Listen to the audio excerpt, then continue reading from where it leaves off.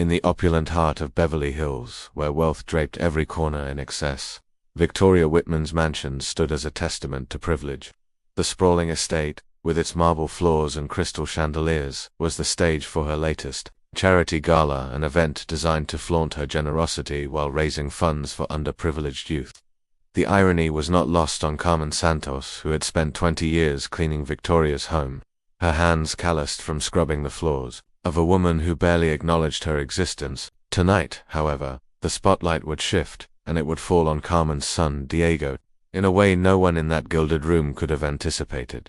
Victoria Whitman, a socialite whose arrogance was as polished as her diamond earrings, surveyed her guests, business tycoons, politicians, and their impeccably dressed spouses sipping $1,000 champagne. Her voice, sharp and dripping with condescension, cut through the murmur of the crowd.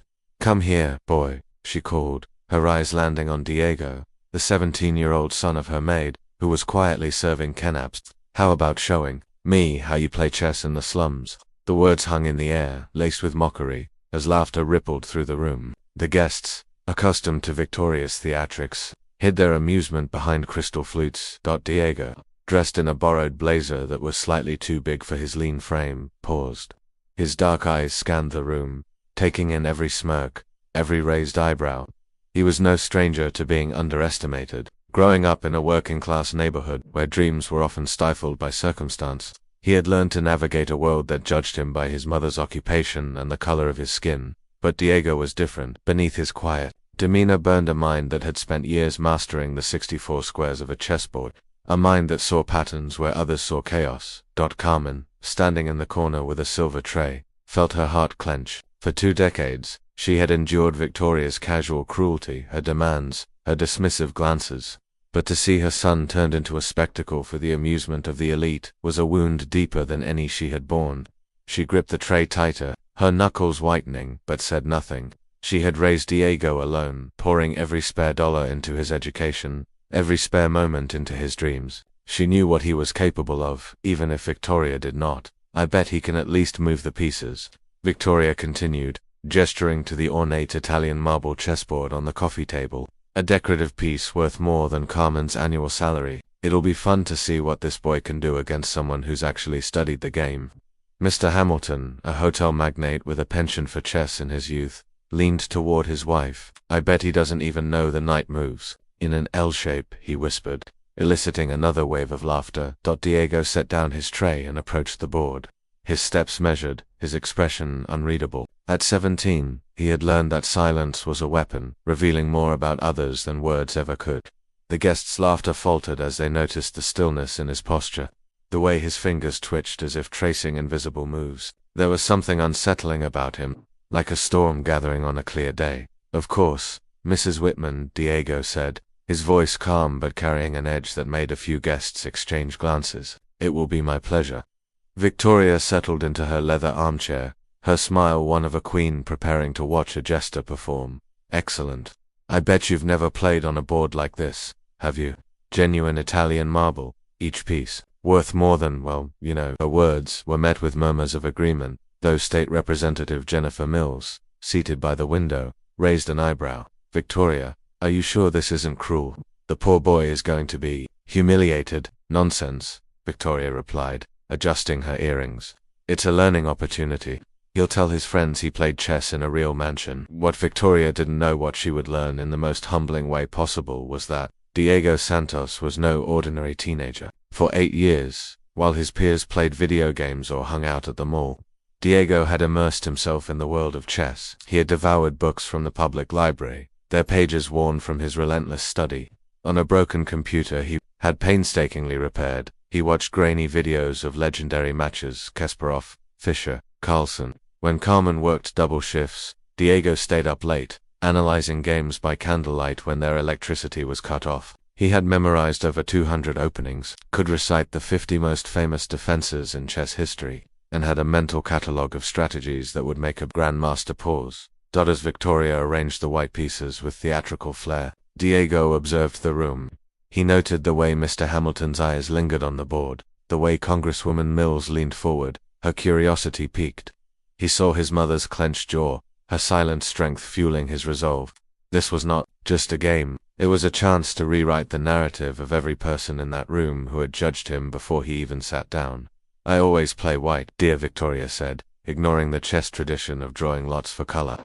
It's a family tradition. Diego nodded, arranging his black pieces with precision, each one placed exactly in the center of its square. The board was a battlefield, and he was ready. Let's make this interesting, Victoria announced to the guests. If the boy manages to give me even one scare, I'll donate $1,000 to, I don't know, some public school. The room erupted in laughter, but Diego's lips curved into a smile that didn't reach his eyes. Carmen recognized that look.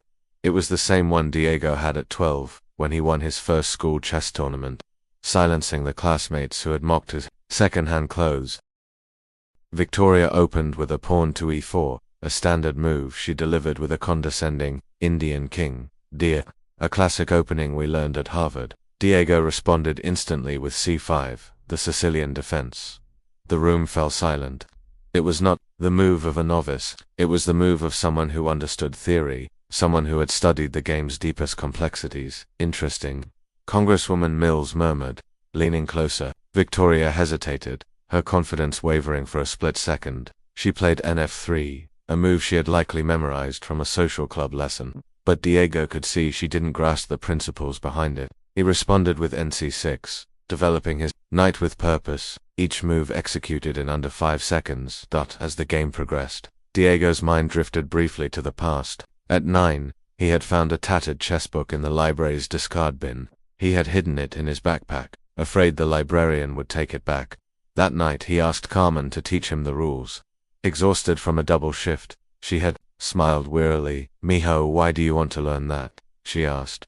To be like the rich kids, Mama, he replied. They always say they're smarter than us. Carmen had no money for lessons, no computer for online tutorials, but she had faith in her son. Diego found his education in the public library, walking 3 miles each day to study dusty books no one else touched. Victoria played d3, a cautious move that betrayed her conservative nature. Diego responded with g6, preparing a bishop's fianchetto. Our little boy is moving too fast, Victoria remarked, turning to the guests. In real chess, you think before you play. Diego paused, feigning deep thought for 15 seconds before making his next move. It was a calculated act, designed to lull her into underestimating him further. But Mr. Hamilton, who had played chess in college, recognized the pattern. Victoria, this boy is setting up a fast dragon, he warned. It's a sophisticated variation of the Sicilian nonsense. Victoria snapped, her irritation growing. He must have seen it in a movie. But as the game continued, Diego's pieces moved with a harmony that transformed the board into a symphony of strategy. Each move was deliberate, each piece positioned to control the board's critical squares. Carmen watched from the corner, her heart pounding. She had always known Diego was talented, but seeing him face Victoria, a woman who had belittled her for years, filled her with a mix of pride and fear. By the 10th move, Diego sacrificed a pawn, a seemingly innocent play that made Mr. Hamilton choke on his whiskey. Victoria, he whispered urgently, this boy is no amateur. But Victoria, too consumed by her need to prove her superiority, ignored the warning. Relax, dear, she said. He must have memorized a few moves from the internet. I'll be done with this in 5 minutes. Diego rose from his chair and walked to his mother, his voice low but carrying through the room's tense silence. Mama, remember when you said one day I'd show these people who we really are? Carmen nodded, tears welling in her eyes. She remembered that day vividly, Diego's 15th birthday, when she couldn't afford a cake, and he had promised to change their lives. That boy has more class than all of us put together, Congresswoman Mills murmured to her husband. Victoria tapped her fingers impatiently. Can we continue the game? I have other commitments. Diego returned to the board, his demeanor transformed. He was no longer the shy teenager invited as a joke. He was a warrior, carrying the weight of his mother's sacrifices and his own relentless determination. His 11th move created a double threat. If Victoria protected her king, she would lose her queen. If she saved her queen, checkmate was inevitable in 3 moves. That's not possible, Victoria muttered, studying the board with a focus she hadn't shown before. Mr. Hamilton shook his head. Victoria, you're being outplayed by a kid who's probably never set foot in a chess club. The guests, now fully engrossed, abandoned their champagne and phones. Even Hamilton's wife, who had been flipping through a magazine, was captivated. Victoria, made a desperate move to escape the trap, but Diego had anticipated its 6 moves earlier. Check, he said, moving his queen to a position with 3 winning continuations. The silence was deafening. Victoria's hands trembled as she stared at the board, then at Diego, then back at the board. You must have seen that sequence. Somewhere, she said, her voice shrill. No one learns that on their own. Diego smiled a calm, knowing smile. You're right, ma'am. I learned it from Garry Kasparov. Kasparov taught you? Hamilton asked, incredulous. Not personally, Diego replied, moving his queen to the final position. But I studied all 1,837 of his documented games. He used this sequence against Karpov in 1984, Game 23 of the World Championship. Carmen stepped forward, her voice steady. My son woke up every day at 5 to study before school. He walked 6 miles to the library because we couldn't afford internet. When I worked double shifts, he solved chess problems by candlelight because our electricity was cut off. The room fell silent. Diego placed his queen in the checkmate position. Checkmate, he said softly. Victoria stared at the board, her trembling fingers touching the fallen king as if it could undo her defeat. The guests no longer saw Diego as entertainment, they saw a prodigy who had dismantled their assumptions about talent and worth.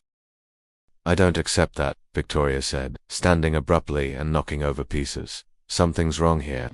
No one learns to play like that on their own. Diego remained seated, unruffled. Would you like a rematch? I can play anyone. Hurrah, all of them at once. The guests murmured nervously. Victoria's face flushed with anger. You're being arrogant now. A boy from the slums doesn't talk to his superiors like that. Carmen stepped forward, meeting Victoria's gaze without flinching.